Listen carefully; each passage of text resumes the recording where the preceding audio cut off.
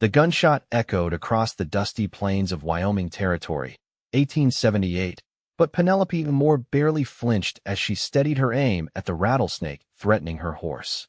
The second shot found its mark, the reptile's body going limp in the tall prairie grass. Another obstacle overcome on her grueling journey to Whispering Creek, where a new life awaited her, or so she hoped. Just a bit further, Maple. Penelope murmured to her chestnut mare, adjusting her worn bonnet against the relentless sun. Her threadbare dress, once a cheerful blue, had faded to the color of the endless sky above, much like her fortune since Papa's passing 6 months prior. The letter in her satchel promised employment, security, a chance to rebuild. Quinn Calloway needed a housekeeper for his ranch, and Penelope needed to escape the crushing debts and pitying glances that had become her life in St. Louis.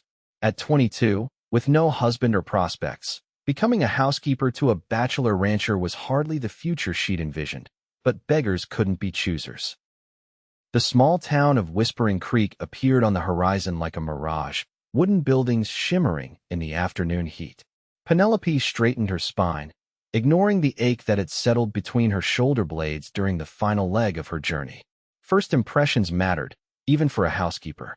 The general store owner, a rotund man with kind eyes, pointed her toward the Calloway Ranch.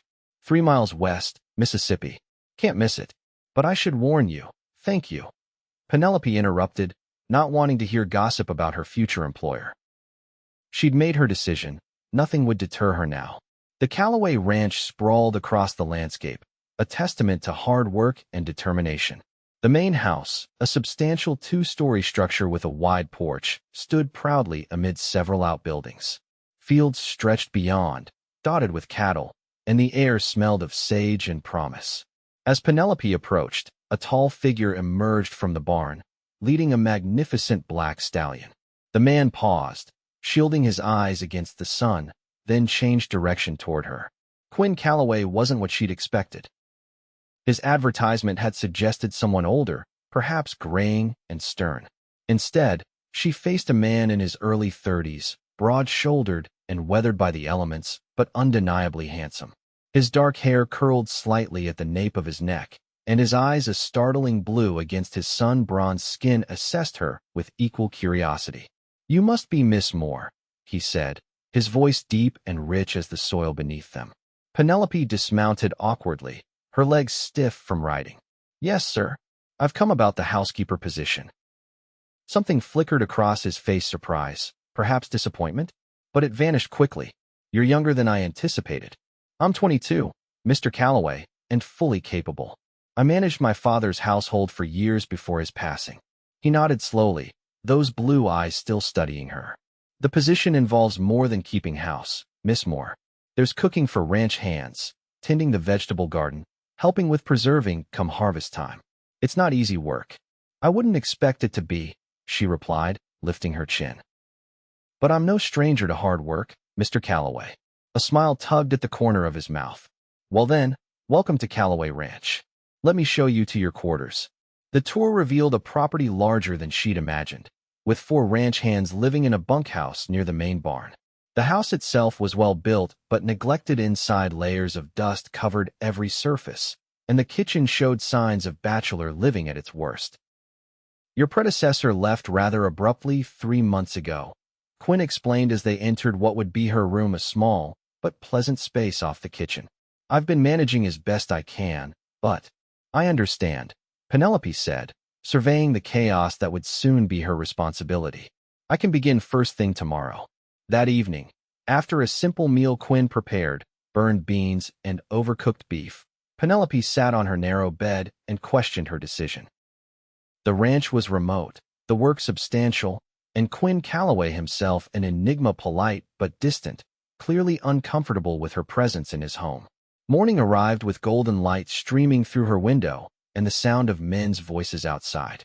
Penelope dressed quickly in her work dress and apron, pinning her honey-brown hair into a practical bun. Today would set the tone for her new life. The kitchen was empty when she entered, though evidence of breakfast, hastily abandoned coffee cups, and crumbs littered the table. She rolled up her sleeves and set to work.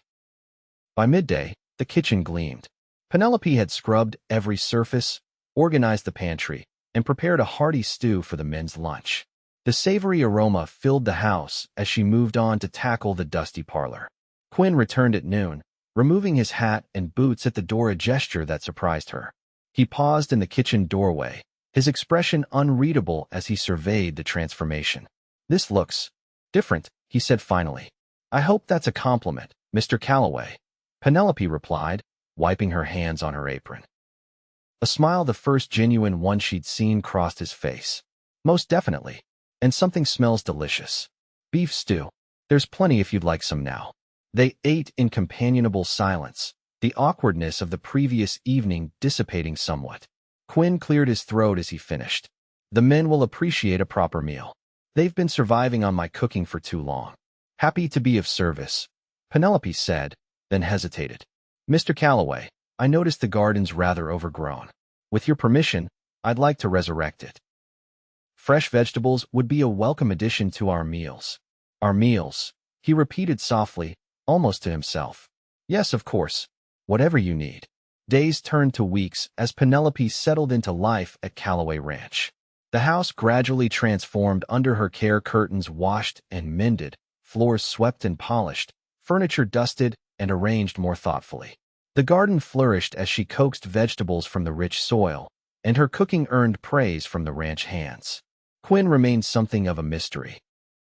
He worked from dawn until dusk, returning to the house only for meals and to sleep.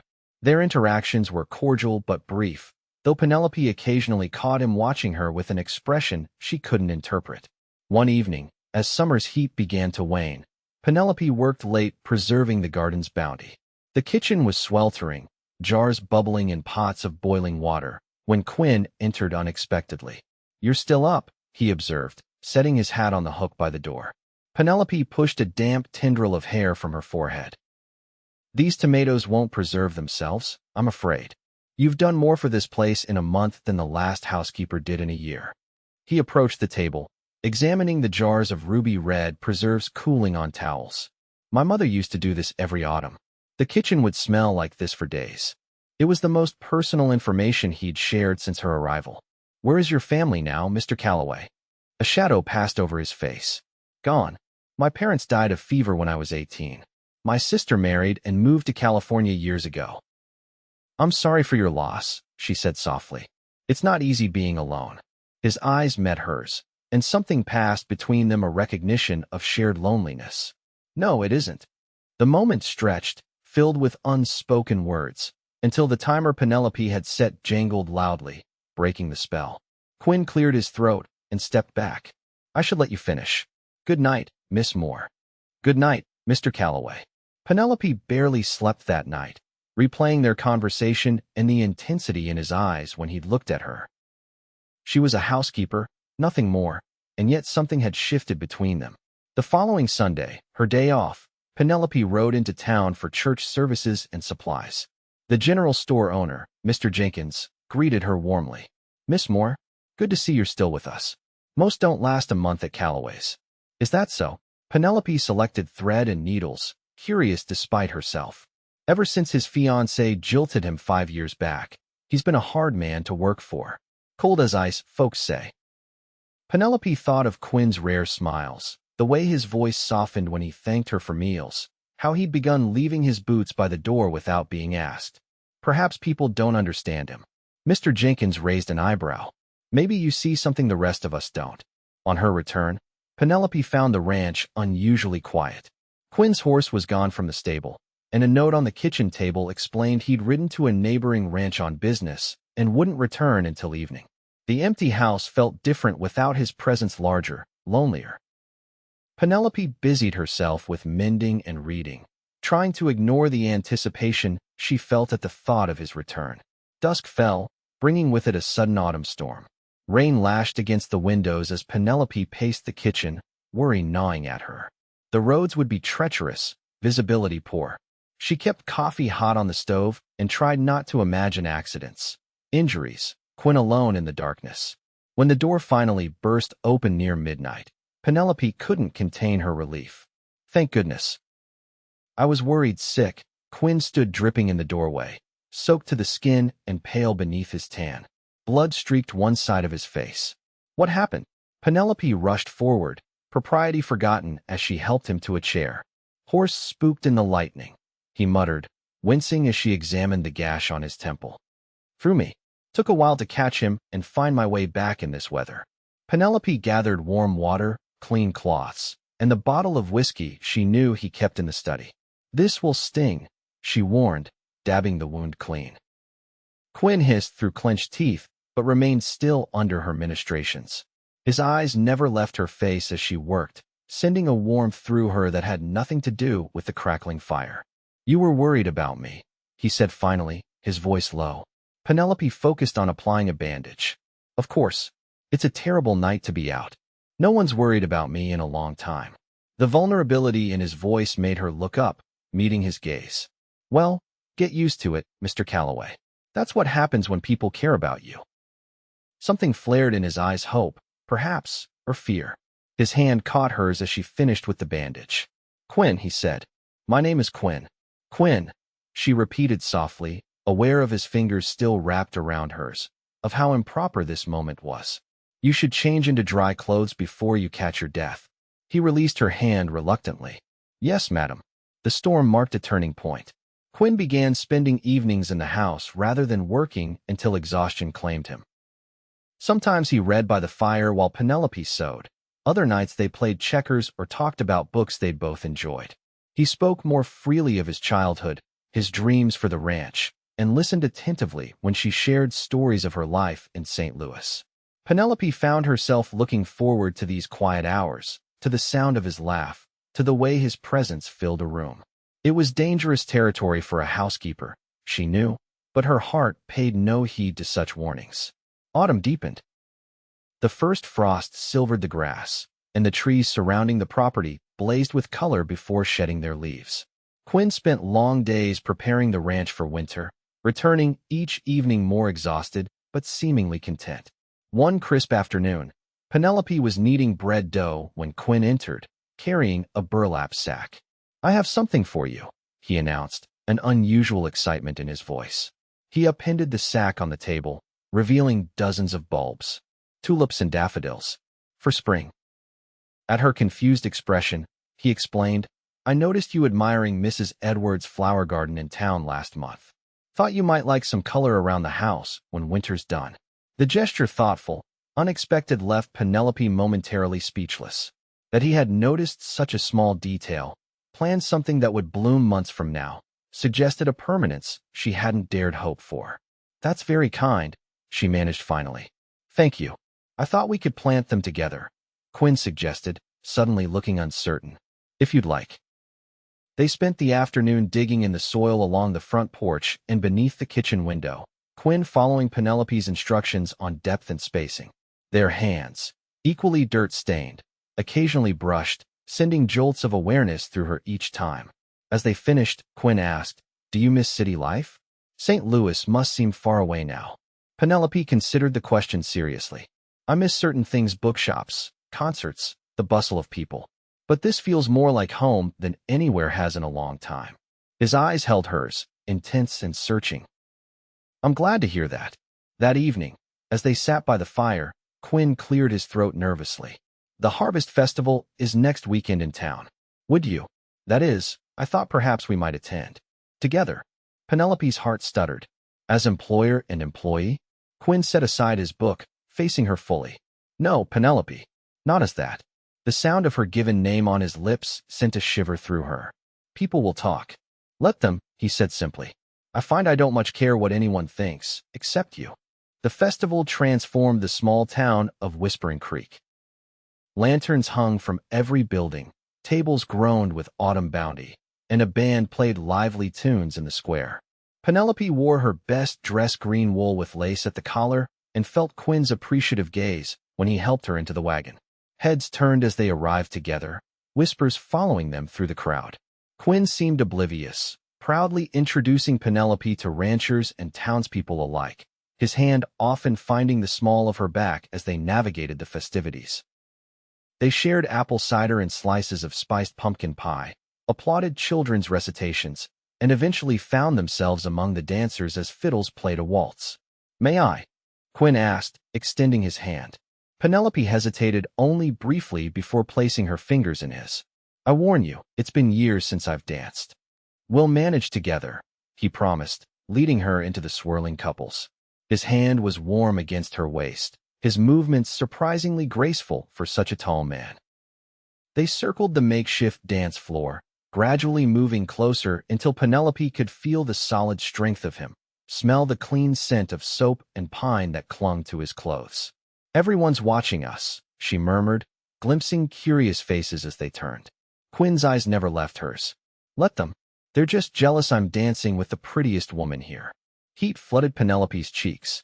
"Mr. Calloway, you'll turn my head with talk like that." "Good," he said simply. "And it's Quinn, remember?" The music ended too soon. As they walked back to where refreshments were served, Mrs. Edwards, the woman whose garden had inspired Quinn's bold purchase, intercepted them with a knowing smile. My, Quinn Calloway dancing. Never thought I'd see the day." Her shrewd eyes assessed Penelope.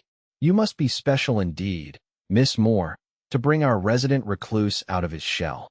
Before Penelope could respond, Quinn said firmly, "She is, Mrs. Edwards. More special than words can say." The older woman's eyebrows rose appreciatively. "Well, that's plain speaking if I ever heard it. You two enjoy the evening." She winked at Penelope before disappearing into the crowd. "I apologize if I embarrassed you," Quinn said as they continued walking. "But I meant what I said." "You didn't embarrass me," Penelope assured him. "It's just, I'm your housekeeper, Quinn." He stopped, turning to face her fully. Around them, the festival continued: laughter, music, the sounds of community, but Quinn's expression was utterly serious. "Is that all you want to be?" The question hung between them, weighted with possibility. Before Penelope could answer, a commotion erupted near the saloon. Raised voices turned to shouts, then the unmistakable sound of breaking glass. "Wait here," Quinn instructed, moving toward the disturbance. Penelope watched as he and several other men intervened in what appeared to be a drunken brawl. The situation seemed under control until one man broke free, brandishing a knife. Quinn stepped forward, attempting to calm him, when the man lunged. Time slowed. Penelope screamed as Quinn twisted away, the knife catching his arm instead of his chest. Sheriff Taylor appeared, disarming the assailant, while Quinn staggered back, blood darkening his sleeve. Penelope rushed to his side. "Let me see," she demanded, already tearing a strip from her petticoat for a makeshift bandage. "It's nothing," Quinn insisted, wincing as she examined the cut. "Barely a scratch." The town doctor confirmed it wasn't serious, but required stitches. Penelope waited anxiously outside his office, pacing until Quinn emerged with his arm bandaged and in a sling. "The doctor says you're to rest that arm for at least a week," she informed him as they walked to the wagon. "No heavy lifting, no roping cattle, nothing strenuous." Quinn smiled faintly. "Are you giving me orders now, Miss Moore? Someone has to keep you from working yourself to death," she retorted, then softened. "You frightened me tonight." His good hand found hers in the darkness. "I'm sorry for that, but I'm fine, truly." The ride home passed in comfortable silence, stars brilliant above them, Quinn's hand still holding hers. When they reached the ranch, he insisted on helping her down from the wagon despite his injury. They stood close in the yard, the house dark and quiet behind them. "You never answered my question," Quinn said softly. "About being more than my housekeeper." Penelope gathered her courage. "I'd like that very much. But I don't want to be the subject of gossip or to damage your reputation." "There's one sure way to silence the gossips," Quinn interrupted, his voice husky in the darkness. "Marry me." Penelope's breath caught. "Quinn, I know it's sudden," he continued quickly, "but I've never been more certain of anything. These past months with you here, the house has become a home again. You've brought light back into my life, Penelope." "We hardly know each other," she protested weakly.